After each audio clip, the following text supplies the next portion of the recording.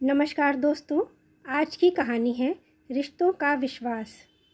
रमा अपने पति और बेटों के साथ एक सुखी जीवन व्यतीत कर रही थी। पति सरकारी नौकरी से रिटायर हुए थे, अच्छी पेंशन मिल जाती थी। दोनों बेटे अच्छी नौकरी में थे, घर में किसी चीज़ की कमी नहीं थी। दोनों बहुएं भी अच्छी और मिलनसार थी। छोटी बहू नौकरी करती थी।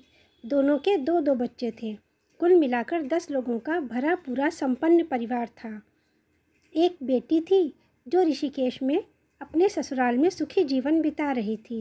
रमा हमेशा इसी बात का ध्यान रखती कि उनके परिवार का आपसी प्यार और सहयोग बना रहे, किसी भी वजह से परिवार में मनमुटाव न होने पाए।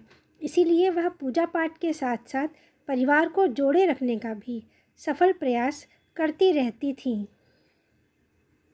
बहुत दिनों के बाद उनकी एक चचेरी बहन उर्मिला उनके पास रहने के लिए आई। बचपन से लेकर शादी होने तक साथ रहने की बहुत सारी यादें थीं।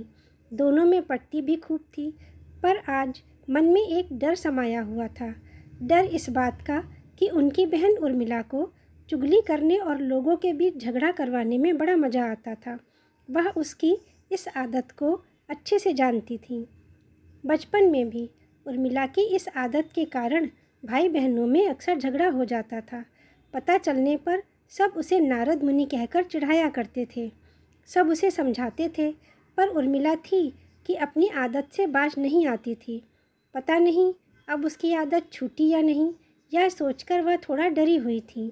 उन्होंने बहुओं और बेटों को पहले से ही अच्छे से समझा दिया था। उर्मिला के आने पर उन्होंने उसकी अच्छे से आवभगत की। रमा का घर और पारिवारिक सामंजस्य देखकर उर्मिला भी प्रशंसा किए बिना न रह सकी। सुबह उन्होंने देखा कि बड़ी बहू सुरेखा रसोई में काम कर रही है। सबका नाश्ता बनाया, टिफ़िन पैक किया और मेज़ पर नाश्ता लगाया। छोटी बहू मीता जल्दी से तैयार होकर आई, सबको नाश्ता परोसा और खुद में साथ में नाश्ता करके पति के साथ ऑफिस निकल गई।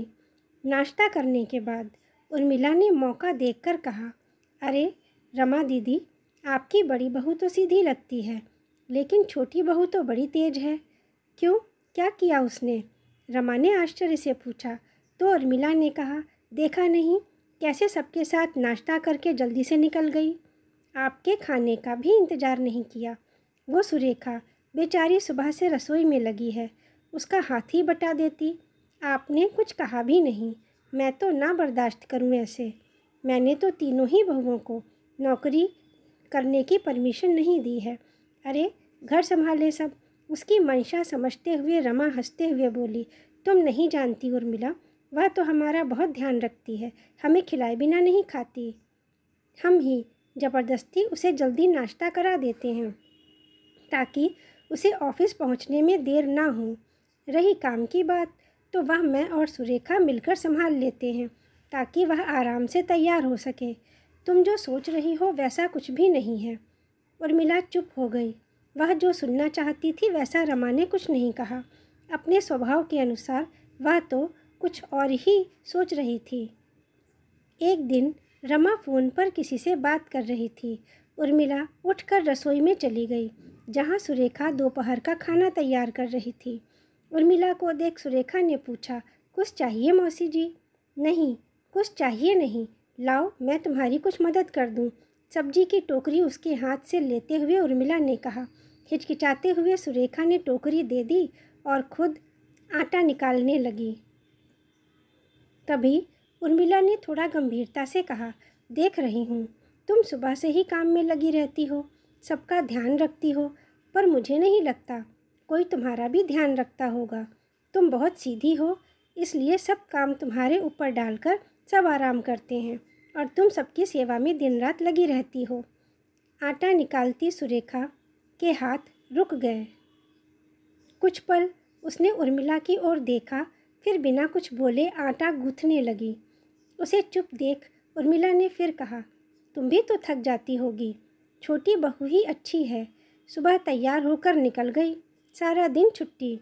मैं तो अपनी तीनों बहुओं से बराबर का काम करवाती हूँ ताकि किसी को शिकायत ना रहे, पर यहाँ तो सब उल्टा ही दिख रहा है। क्षमा करें मौसी जी, पर ऐसी कोई बात नहीं है। सुरेखा ने धीरे से कहा, आपको शायद कोई गलतफहमी हुई है। यहाँ पर तो सभी एक दूसरे का बहुत ध्यान रखते हैं।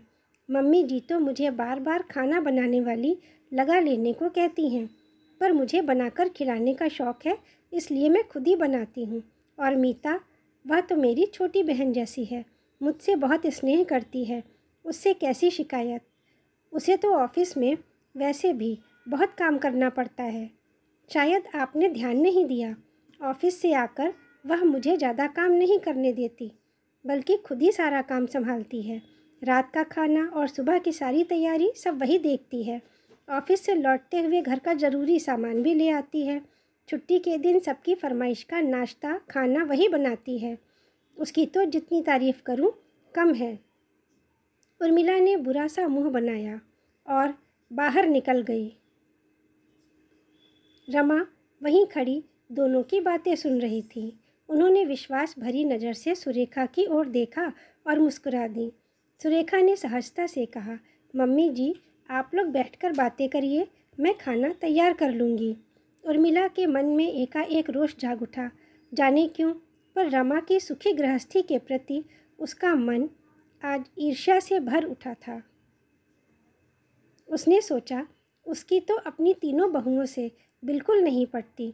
जब तब घर में कलह कलेश मचा रहता है। वह चुपचाप बाहर कमरे में आकर बैठ गई। अगले दिन छुट्टी थी, मौसम भी अच्छा था, तो सबने हरिद्वार घूमने का कार्यक्रम बना लिया। खाने पीने का सामान रख 2 गाड़ियों में बैठ सब चल दिए। उर्मिला हैरान थी कि रमा ने कैसे अपने परिवार को जोड़ कर रखा है। हरिद्वार में सबने स्नान किया, आसपास के मंदिर देखे। मीता ने सबके लिए कुछ न कुछ सामान खरीदा। सबको इस तरह एक साथ हंसते बोलते देख उर्मिला को कुढ़न होने लगी। वापस लौटकर खाना खाने के बाद सब आराम करने चले गए। मीता अकेले ही सब समेट रही थी। उर्मिला ने देखा तो झट से पास पहुंच गई और बोली, यह क्या, तुम अकेले ही सारा काम कर रही हो? कम से कम बड़ी बहू को तो तुम्हारी मदद करनी चाहिए थी। तू सारा दिन ऑफिस में काम करके थकी हुई आती हो और शाम को घर का सारा काम भी करती हो, कोई तुम्हें मना नहीं करता। लगता है किसी को तुम्हारी कदर ही नहीं है। और तुम ऐसे लोगों के लिए फालतू पैसे क्यों खर्च करती हो? मेरी मानो तो अपने पति से बात कर लो, अलग रहोगी तो सब तुम्हारा रहेगा और खुश भी रहोगी। यह सुनकर मीता को हंसी आ गई। अपने को संयत करके बोली, मौसी जी, आप कैसी बात कर रही हैं? दीदी सारा दिन काम में लगी रहती हैं, उन्हें तो ज़बरदस्ती आराम करने भेजना पड़ता है। दिन भर सबके खाने पीने और बाकी ज़रूरतों का ध्यान वही रखती हैं। मैं ऑफिस जाती हूँ तो मेरे बच्चों का ध्यान भी वही रखती हैं। अभी मैंने ही उनको भेजा है क्योंकि सुबह जल्दी उठना पड़ता है। यहाँ सबकी समान रूप से कदर होती है, ना किसी की कम ना ज़्यादा। और जहाँ इतना प्यार और सम्मान मिले, उस परिवार से अलग होने की बात तो मैं कभी सोच ही नहीं सकती। कहकर मीता अपने कमरे की ओर चली गई। उर्मिला की बोलती बंद हो गई थी। वह वापस कमरे में आकर सो गई। सुबह सबके जाने के बाद उर्मिला रमा के पास आकर बैठ गई और बोली, मेरे बेटे का फ़ोन आया था, कल मुझे लेने आएगा। कल? इतनी जल्दी क्यों? 2-4 दिन और रुक जाओ। रमा ने कहा। रुक जाती, पर क्या बताऊं, मेरे घर का हाल तो आप जानती ही हैं, उर्मिला बुझे स्वर में बोली।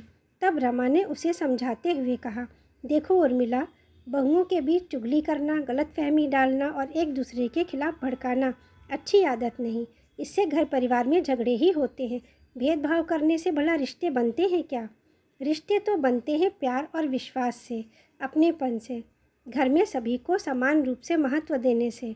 एक की तुलना दूसरे से करोगी या शिकायतें करोगी तो रिश्ते जुड़ेंगे नहीं, बल्कि बिखर जाएंगे। दूसरे की घर गृहस्थी में झांकने के बजाय अपने घर के रिश्तों को संभालना सीखो। जिस घर में विश्वास होता है, वहीं रिश्तों की नींव मजबूत होती है। अभी भी समय है, संभल जाओ। कहीं ऐसा ना हो कि औरों के घर बिखेरते बिखेरते तुम्हारा ही घर बिखर जाए।